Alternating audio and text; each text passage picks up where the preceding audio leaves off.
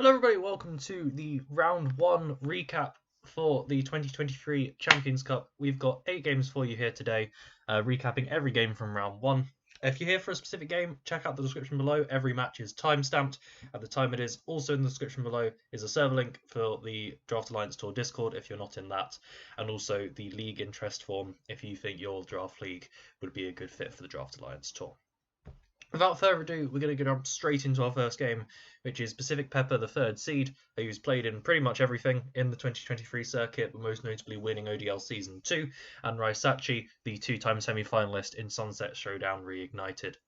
And this is actually a really funny matchup because we've got a Iron Valiant, Tentacruel, and Golden Go triple ditto going up against them. These two built very, very similar teams. Let's see how the match unfolds. Cool. So we get straight into it. We have this really interesting lead matchup where the Meowscarada actually reveals itself to be a mixed set, carrying both Dark Pulse and Flower Trick. But Swampert is able to use its Rindo Berry to hang on and pick up the knockout on the second turn of Earthquake. And we see Tentacle come in to revenge there. And that's a big threat out the way for Pacific, which is really strong. And he picks up a bit of momentum here, pivots the Roaring Moon in. But Ampharos just holds on with some nice EVs and is able to get a really important Toxic off into that Mon, and then pivots Lando and gets more chip with this Rocky Helmet. But now Rysachi has a bit of momentum and is able to get a nice chunk of damage into this Electros before Ampharos goes down after it took that hit earlier. And then Pacific reveals the banned flip turn. This is a DLC 1 tournament. It uses the same rules as the Draft Winter Classic. As it was the fairest way to do the tier list, which means that Tentacruel cannot use Flip Turn, but Rysachi was really gracious about this and allowed the game to continue as normal, which is really appreciated. Their Tentacruel knocks off Eel's Assault Vest and then picks up the kill with Scald. So we're at a 4-4 situation now, as Golden Go comes in. And this Tentacruel is very, very happy to sit in front of Golden Go, it appears, as they trade Knockoff and T-Wave. And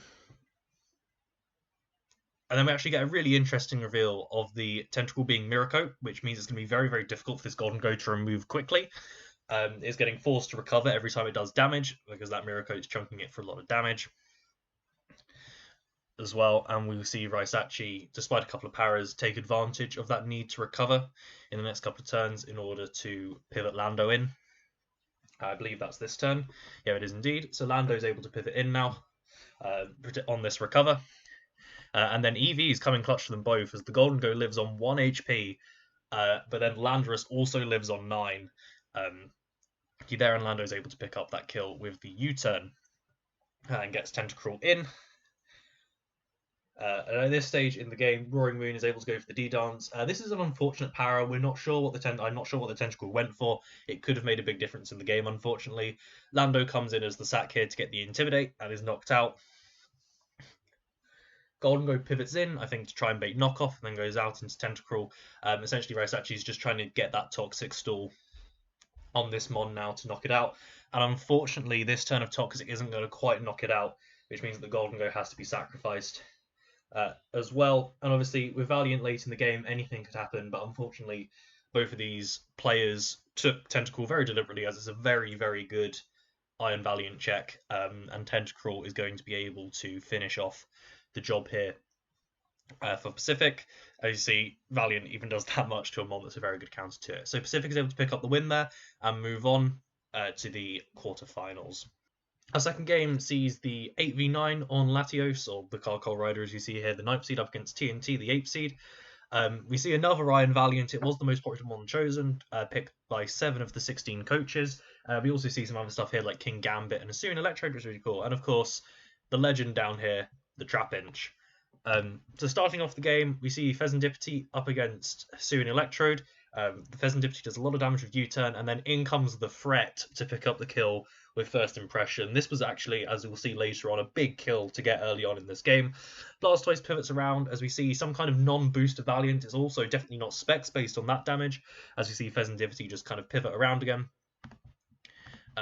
We see this matchup a lot in this game, the Hisuian Samurott up against the Blastoise. Both of these coaches happy to sit them in front of each other, as Blastoise is just kind of pivoting back into that Iron Valiant over and over again. At this stage in the game, TNT elects to sack Iron Valiant for damage into this Serendipity, which he really struggles to break. As we see that come off as Serendipity picks up this kill, and from 6-4 down, it's now a long way back for TNT. Unfortunately, he sets rocks right in front of the Pheasantipity's face, which was a fairly risky play, I guess, but the Pheasantipity clicked a U-turn, so there's no punishment for that at all.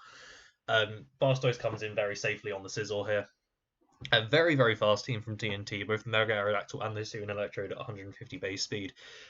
We see the reveal of the Mirror Herb tech from the Hisuian Samurott, which is really, really cool. I'm assuming it was more so to catch a Shell Smash off the Blastoise, but it instead copies the Shell Smash, the Rapid Spin, and that actually comes off really well for it too, because that speed boost allows it to outspeed the Mega Aerodactyl here and pick up another kill. And at this point, TNT elects to also then sack Nidoqueen in order to go for a Supreme Overlord endgame with King Gambit to try and bring that back. He sees that as his only way back into the game at this stage. But as we see, Ornn reveals priority on literally everything, which is going to make that endgame really, really difficult. So Gambit picks up one here, and then the Medicham comes in. You think Gambit can Sucker Punch, but the Medicham reveals Bullet Punch, which is going to cause Sucker Punch to fail. We end up in this interesting 50-50. Ornn at this stage knows that the amount of priority he's got on the team. He's very happy to keep Bullet Punching and let Medicham go down to Kowtow. And at this stage, he now knows that Bullet Punch from Scizor plus the first impression off Trapinch is enough to pick up the kill on the Gambit. So it turns into this 3-0. Supreme Overlord Gambit is a very, very strong endgame mon, and Ornn had enough pieces left in the game to be able to navigate that endgame really effectively and pick up a nice win. Our third match here, we've got Pluto up against Aiger, or JY Rule, second seed against 15th seed. Pluto with the really interesting team carrying the Mega Charizard Y, which, believe it or not, that's not the last time you're going to see that thing today. And then Aiger carrying some really cool mons like Yuxi, which we saw a lot of in these drafts, as well as Orphlum, and Tapu Koko, which is nice to see around again. And the immediate thing I think you'll notice in this matchup is Great Tusk just looks absolutely amazing and is very, very difficult for Aiger to stop. And that will unfortunately get proven very true. It leads immediately and threatens CC, but it reveals to be carrying Rapid Spin first off to do that, and then goes out into Hatterene. Psychic Noise is a really cool tech that's going to stop any healing. Didn't know, which is obviously nice into Hatterene, which then reveals Nuzzle, which paralyzes that Orphlum and just can be a little bit annoying. Tusk pivots back in on this Orphlum. It's not going to take much damage, and then reveals the Megahorn. And at this stage, that makes it very, very difficult for Aiger to do absolutely anything in this game. This Tusk, if it clicks the right move, gets a kill every time in this game. He elects to sack Crocodile in this instance as his least useful member. But this is not going to be the last kill that Great Tusk gets in this game, unfortunately. Hatterene comes in on Gallade, here the Mega Gallade, and the Mega Gallade reveals this sub Poison Jab set and gets through Hatterene fairly easily. For instance, sub at least gets broken from Pluto's perspective, then Hatterene goes down. And in comes the Mach, which is an interesting play, but Aiger immediately spots the fact that Shadow Sneak is probably coming out and switches out accordingly into a very safe Orphan play. But they kind of just sit in front of each other, trade a little bit of damage. As we see the Great Tusk come back in on Tapu Koko. And we see both players switch out here, indicating that Aiger is likely not carrying the Fairy move on that Tapu Koko, which unfortunately is going to be his undoing. Really unfortunate Zen Headbutt miss. I don't know if that knocked out Muck, but it definitely would have gotten close. So that's unfortunate there. Tusk just comes back in again. Another unlucky para for the Orphlum. Nothing coming out there. As the Tusk goes for Rapid Spin, takes not very much at all from Ironhead. And at this point, the game is unfortunately over with the Tusk faster than everything on Aiger's team, and everything dies in one hit. He makes a nice pivot here to come in on Headlong Rush and give himself a chance to win the game if Megahorn is missed in this instance, but unfortunately it's not, and Great Tusk is going to pick up all 6 kills here. Unfortunate for Aiger, but it's great to see a mon with such a cool design, in my opinion, popping off really, really strong in this fashion. And Pluto moves on to the quarterfinals. Next up, we've got the 16th seed Batmann at the front here, up against the 1st seed Adembun at the back. Batmann with the most unique team of the lot, our second Mega Charizard Y. It's a Sun Sand hybrid with that Drill and Titar. as well as the Houndstone, which is not last respects legal, and then Regieleki to back it all up as well, up against Adembun with some more traditional threats, the Valiant, the Garchomp, the Greninja. So let's get into this one. We see a really strong turn one from Batmann, catches the Garchomp going for SD and pops it with an Ice Beam immediately. Based on what this T-Tar lives later on in the game, I believe it would have lived an EQ if it had gone for it there, as it also then Dark Pulses in the face of Revroom to break the balloon. I'm not sure if the flinch here would have been really awkward for Batmann. It depends on what the drill's speed is, and I actually think it reveals itself to be Mold Breaker later on in the game, so that could have been pretty scary. Greninja comes in here, it reveals itself to be Life Orb into what looks like a very Spadef Venusaur to take that really well. Come in, and we're now going to see a little bit of pivoting, it would seem. But actually, the Rotom goes for Will-O-Wisp and unfortunately misses, and this actually turns out to be a really huge miss, because T-Tar then absolutely tanks that Volt Switch and is able to set rocks and also get a bit of chip into this Ursaring before it goes down with the Dark Pulse. So that was unfortunately a really big Will-O-Wisp miss for Adam there. Regieleki comes in and just does speedy things. Volt switches straight out. I think it was predicting a switch here, as the Ursaring reveals rest. And we now see for a few turns the Ursaring just kind of sit on the field and be difficult to remove. Houndstone shows body press, but that's not doing much at all. And we just kind of get locked in this stalemate with body press and Ursaring going for sleep talks. It reveals Earthquake this turn, I believe, which is doing a decent chunk of damage. Not too much. Batmann attempts to pivot in the Venusaur here on this rest to try and do a bit more damage. We get the knock of the Eviolite, which is obviously really important. But then Earthquake comes out and does a lot. So that puts Batmann in a slightly difficult situation.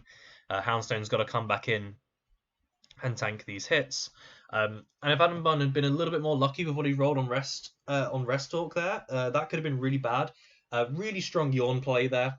From Batmann, maybe predicting the Valiant to want to try and come in there on the body press, maybe not, but it works out really well.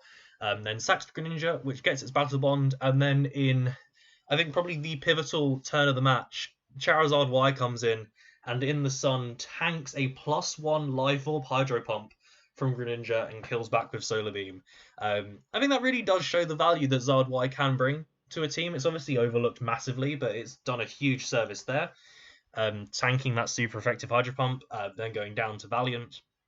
And at this stage, Batmann is in a really strong position and just has to manage his Regieleki's health effectively. And he will win the game, which he does, pivoting out on that Ursaring after getting the kill. As Drill comes in and reveals itself to both be Mold Breaker and have a Sugar Berry. I'm slightly confused by this play. From Batmann's perspective, the Rotom Heat was likely scarfed in the back, but Earthquake was a guaranteed kill there.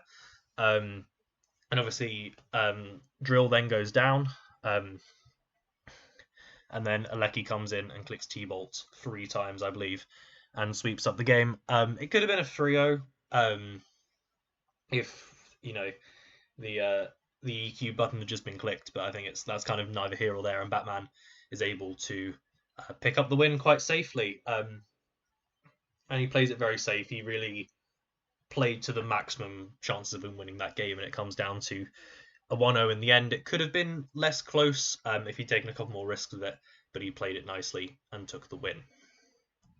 Moving on to face Orn in the quarterfinals. Alright, so I was given this game to analyse between AceHarm and AliceSabrina, but before I get into it, I'd like to formally apologise for whoever's about to analyse my game, because that shit was like definitely ass. But without any further ado, let's get into the game. Looking at the lineups, you can see both teams have pretty powerful weapons, with Valiant and Spectrier.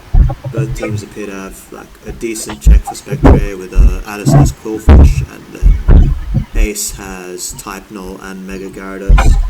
But Alice definitely has a better time against Valiant, as they do have that Mega Sizzle, whereas Ace doesn't really have a good answer for Valiant's stabs. But yeah, Ace's team is a lot more offensive. The first 4 mons are probably just looking to overload Quillfish and Mega Sizzle, so that one of them can clean up endgame. And then Alice's team has like, a few more pivots, a few more defensive options. Mega Scizor and Rotom are probably going to be looking to pivot around and keep momentum, try to bring in Valiant and Spectre as much as possible. So yeah, let's get into the actual game. So, starting off turn 1, Type Null leads into Superior, Sub just clicks Knock, and Type Null goes for a Thunder Wave. So, it looks like Superior and Type Null are probably both going to be support sets here. The Knock on Type Null is pretty good, as it is one of the Spectre answers, and getting rid of its Eviolite is going to let it get chipped down a lot easier. It probably doesn't have any recovery, unless it's like West Talk or whatever. And obviously Crippling Superior is pretty good as well. So turn 2, Sup just returns the favor, gets a Glare off, and Type Null gets a U-turn off into Spectre. So based on that U-turn damage, 39% basically means that Superior has no HP investment. So yeah, I think Spectre is the goal, especially if it's choice specs.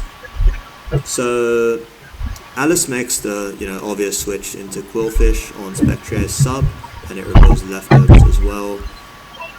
So alright, Spectre goes for Nasty Plot, as Quillfish goes for a Crunch here.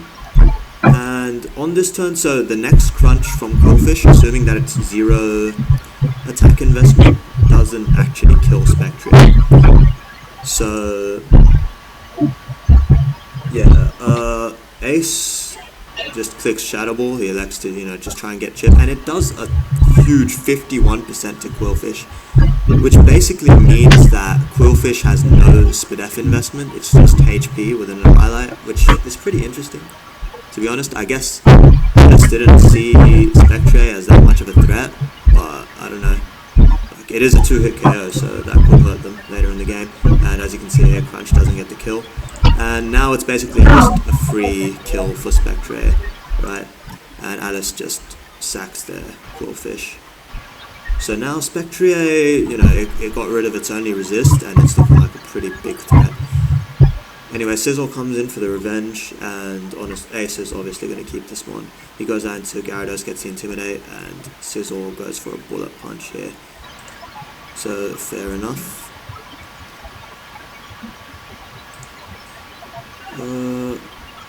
Rotom comes in as Gyarados goes for a Dragon Dance. Rotom isn't really a great check because of Mold Breaker Earthquake, as this is Mega Gyarados.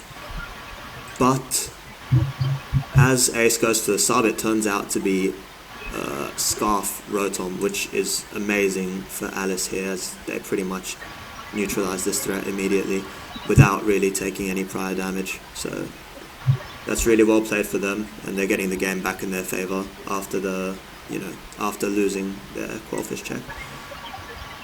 So anyway, now Ace is, he's just gonna, he's not bothering to keep Gyarados, he's just gonna get as much damage as he can with it. Rotom obviously can't vault out since it's scarfed, so he stays behind the sub. Sizzle comes in, and we're gonna see Crunch do 31 here as Sizzle clicks CC. And this basically means that Sizzle isn't going to be able to roost off the Crunches anymore, as they're going to be doing 45. And obviously Crunch has a lot more PP, and it can also, get further defense drops. So, what's it called? Ace is going to be getting a big chunk out of Sizzle here if Alice stays in, which is why he goes out to Iron Val, which I think is a good play. Gyarados gets the crit on Val there, which could be annoying because, as you can see here, Iron Valiant reveals its Life Orb Vacuum Wave, which is, so he's gonna have a couple less turns than what he could have had. Either way, now that Val has revealed its set, Spectre comes in with a free switch, and he's gonna be hitting someone pretty hard. It's not gonna be Shadow Sneak, obviously, on this set, so it's a pretty free Shadow Ball here. And Rotom comes in and gets blasted pretty hard. Ace, once again, definitely is going to save his Spectre here against the Scarf Rotom.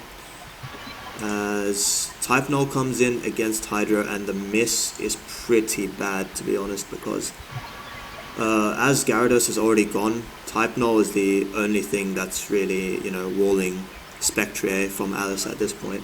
So the Hydro Miss is pretty bad for him. But regardless, he switches out to Serp as Shadow Claw comes out and he gets the crit there. Alice isn't really a fan of the current events of the game, and it does appear to be affecting his spelling as well. So he gets the crit with Shadow Claw, which procs the Citrus Berry from Superior.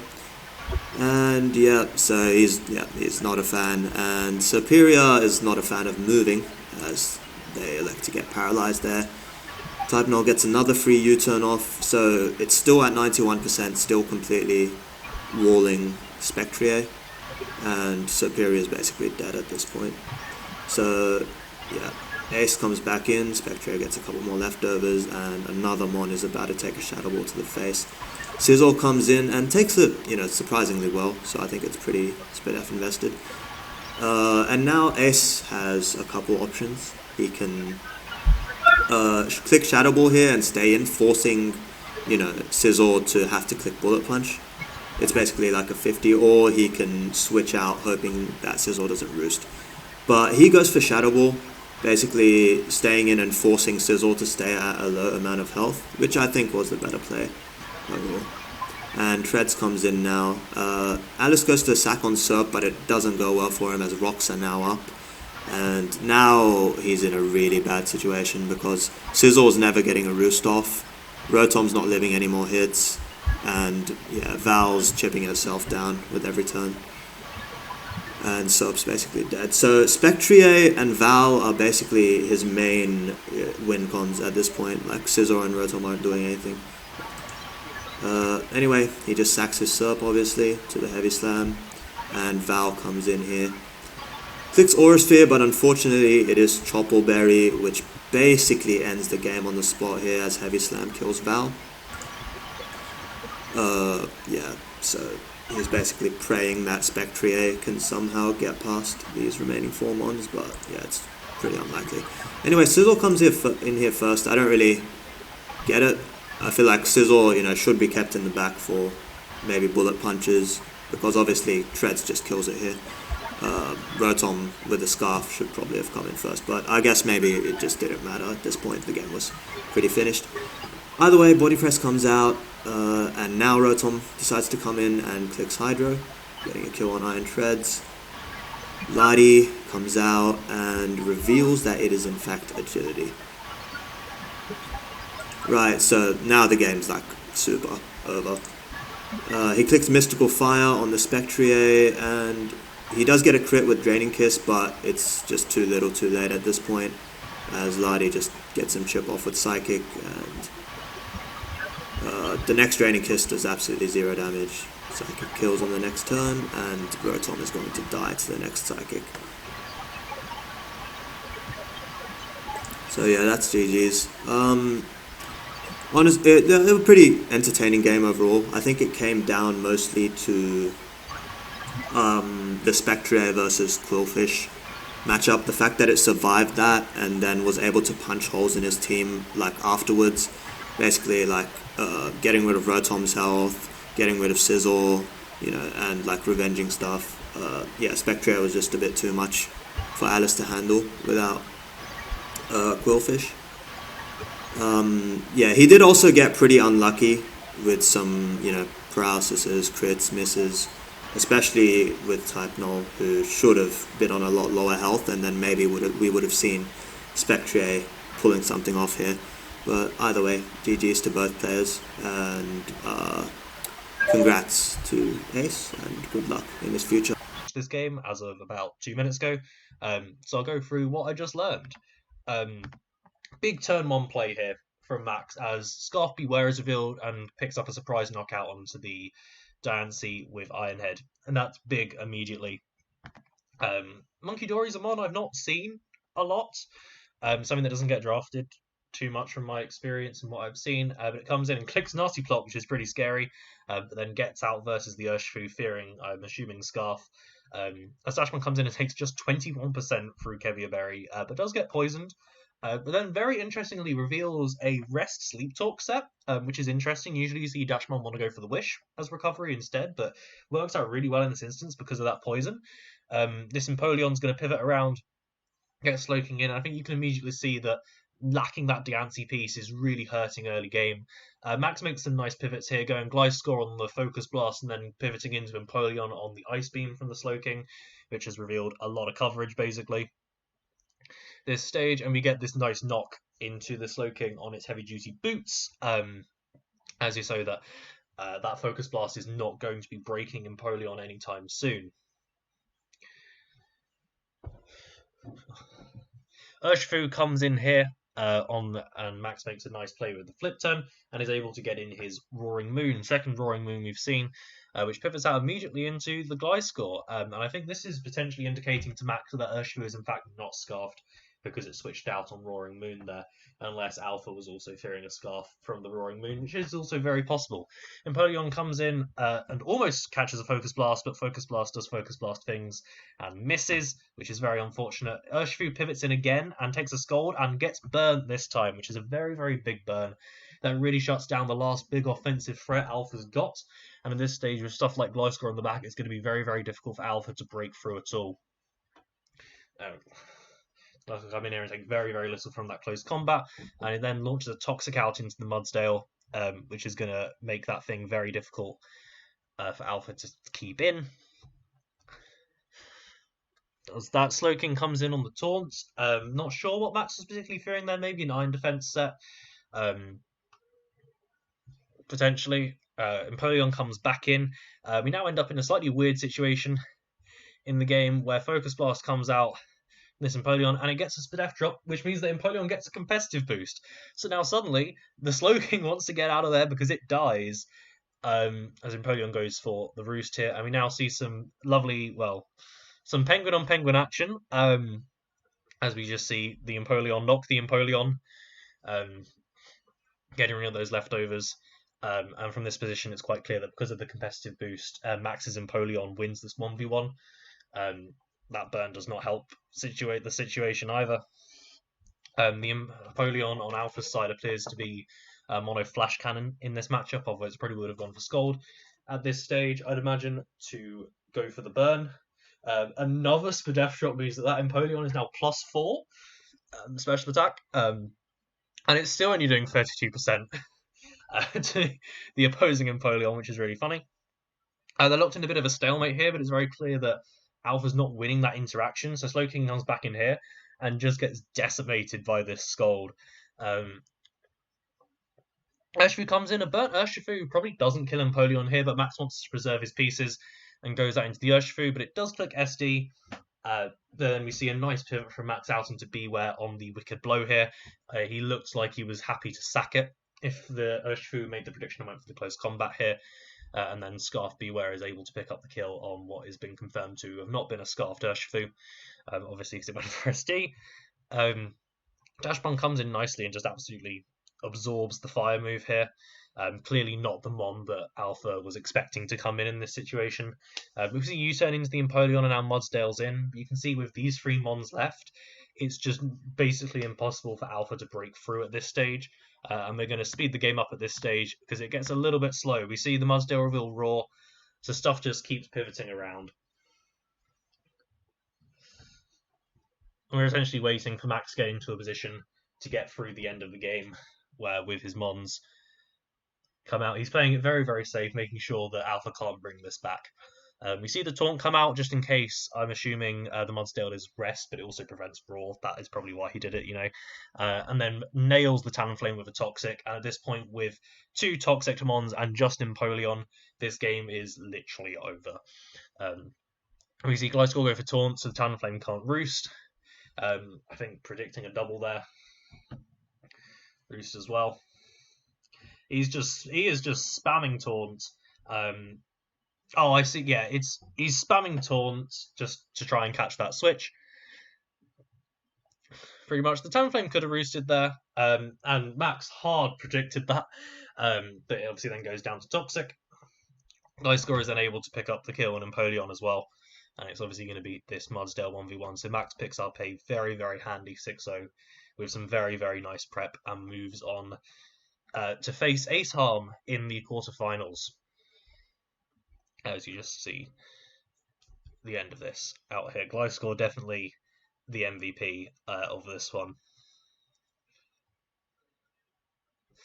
Oh, lives on one. You see the taunt come out. And then Muzdel is going to go down. And then we've got Game 8. We've got Epicpants going up against HJJ No. See some really unique picks from both teams here. I think it's the first Screamtail we've seen. It's definitely the first Dragalge. It's definitely the first Blastoise, and it's definitely the first Chandelure and Sandy Shocks we've seen, as well as I think the first Baxcalibur. So a lot of interesting ones to show off here. The first 10 turns or so of this game is a lot of positioning. We see a lot of momentum moves come out. Of this Tusk getting a nice chunk of damage into that Blastoise on turn 1, and then I think we literally see only pivoting for the next 10 turns as both coaches just try and position themselves in. Yeah, see a double there on Chandelure coming in on Screamtail nicely there. Screamtail reveals Protect, anticipating the Chandelure to be choiced in some way. They usually are, so it can react to that move. Dragalge comes in on the Shadow Ball and does not take much at all. Very clearly an Assault Vested. Jirachi, which is just Dragalge, which is just going to click Flip Turn. That's not even similar. And what we see here from perspective is both coaches really willing to click that double button. Grey Tusk anticipating that Sandy Shock's coming in and gets another big chunk of damage, this time into the Sizzle. The Sizzle reveals itself to also be very, very bulky. Then Zapdos is going to come back in. And what we see at this stage in the game is this Zapdos seems to be kind of the big breaking threat for Epicpants, where Sandy Shocks can't win it and beat it in this 1v1, but everything else doesn't really want to come in on the electric move. Epicpants just getting the nice slow play on it and chipping it down. This Para ends up being really, really big, just for the RNG of Yellow Magic, unfortunately, in the game. It's a really good play there. As Blastoise comes back in, Sandy Shocks, I believe, comes in on defog here. Epicpants really valuing getting rid of that spike, which means that the Sandy Shocks is just going to click it again immediately, and then pivots out. I think probably anticipating the switch that time. As Zapdos just recovers. Now this is an interesting play from Epicpants' perspective. He's obviously fearing the Mystical Fire and doesn't go straight into Sizzle, but then ends up taking 83% on Zapdos because of it, and that Zapdos is really key to his progress. So the game really turns at this stage, but Sizzle is able to take out the Sandy Shocks here and go ahead, but this means that HJJ gains a bit of momentum here, and then has to sack Zapdos to Sizzle. So they trade pretty much even from that situation.